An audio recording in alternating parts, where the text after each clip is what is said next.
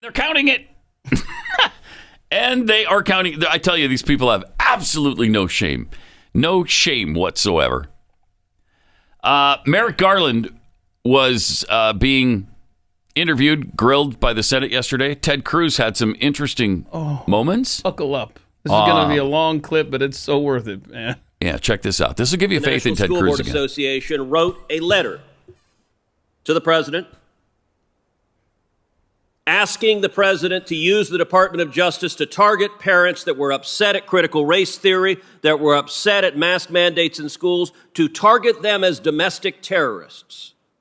On the face of the letter was in repeated consultation with the White House, in explicit political consultation with the White House. That was on Wednesday, September 29th. 5 days later, on Monday, so right after the weekend, boom, you pop out a memo giving them exactly what they want.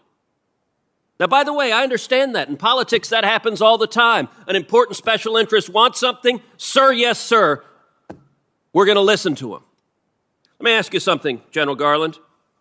In the letter, which you told the House of Representatives was the basis for this abusive memo targeting parents, how many incidents are cited in that memo? I have to look back through the memo. I can't count it. You don't know. How many of them were violent? Again, the general report. How many of them were violent? Do you know? I don't know. You don't know. There's a reason you don't know. None. Because you didn't care, and nobody in your office cared to find out. I did a quick count just sitting here. During this hearing, I counted 20 incidents cited. Of the 20, 15 on their face are nonviolent. They involve things like insults. They involve a Nazi salute. That's one of the examples. My God, a parent did a Nazi salute at a school board because he thought the policies were oppressive. General Garland is doing a Nazi salute at an elected official. Is that protected by the First Amendment? Yes, it is. Okay. 15 of the 20 on the face of it are not violent. They're not threats of violence. They're parents who are unhappy. Yet, miraculously, when you write a memo, the opening line of your memo, in recent months, there has been a disturbing spike in harassment, intimidation, and threats of violence. You know what? You didn't look, and nobody on your staff looked. Did you even look up the 20 instances? As I testified, the decision to make send the memo is for an assessment. Did you look up the 20 instances? Wow. No. I did not read. Did anyone on your staff look them up? I don't know the answer, but it's not but of course you don't. In general, there's a reason. Look, you started your career as a law clerk to Justice Brennan. You've had many law clerks during the year, during your time as a judge. I was a clerk to Chief Justice Rehnquist. I'll tell you what, if I drafted an opinion for the Chief Justice and walked in and it said, there's a disturbing pattern of violence, well, Ted, how do you know that? Well, I got an amicus brief here who claims it. You would fire a law clerk who did that. You're the Attorney General of the United States. This was not a tweet you sent. This is a memo to the Federal Bureau of Investigations saying, go investigate parents as domestic terrorists. That is not what the memo says at all. It does not. Is it what the letter says? That is not what. Is it what the letter says?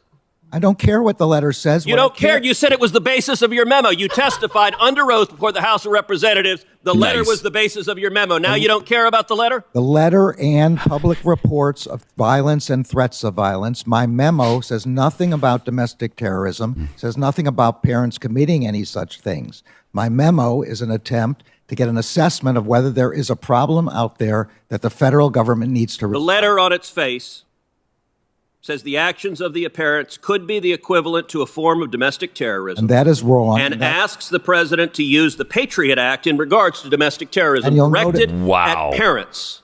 And this was the basis of your memo. My memo. The Department of Justice, when you're directing the FBI to engage in law enforcement, you're not behaving as a political operative because a political ally of the president says, hey, go attack these parents because we don't like what they're saying.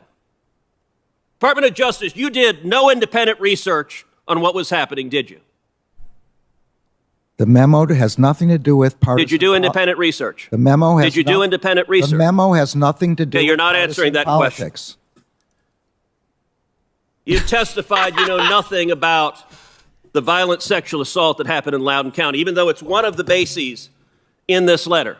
I read about it since then. Okay. You told the House last week you knew nothing about it. Not know at the time. No. Okay. This week, the court concluded that a 14-year-old girl was violently raped by a boy wearing a skirt in the girls' restroom.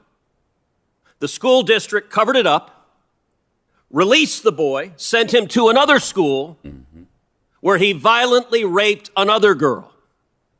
The father, who Mr. Hawley just showed you, was the father of the first girl. He was understandably... Do you understand why a parent would be upset when your daughter is raped at school, the school board covers it up, and then lies to you and claims there have been no assaults, we have no instances of assaults in our bathroom, and that was a flat-out lie, as the court concluded this week? Do you understand why the parent would be upset? Absolutely, and any expressions of upset are completely protected by the First Amendment. Except you just called him a domestic terrorist. I never called him that. That's not correct. This letter calls him a domestic terrorist. You based a direction to the FBI, an official direction from the Attorney General, on this letter, and I'll tell you what, the NSBA is so embarrassed of this letter, they've apologized for it and retracted it, but you don't apparently have the same willingness to apologize and retract what you did. Man. Whoo. That's good stuff. It's good stuff. It's nice to see some Sure is. righteous outrage Yeah. in D.C. And it reminds you why we liked him in the first place. Yeah. It's exactly the Ted Cruz we want to see. Fantastic. You care about your dog, right?